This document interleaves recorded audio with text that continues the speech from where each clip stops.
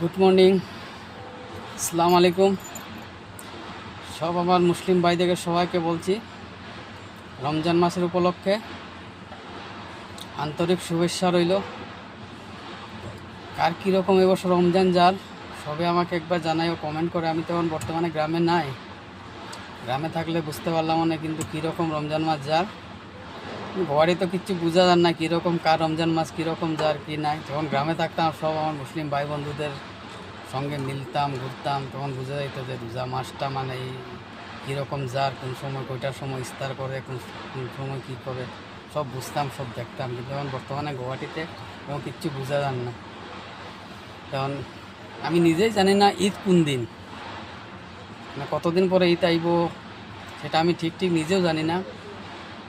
এর লাগিয়া পারলে সবাই আমারে একটু জানাইও কবে কয় তারিখে ঈদ করছে কি, কারণ আমার তো বহুত বন্ধুবান্ধব আছে মুসলিম ভাই।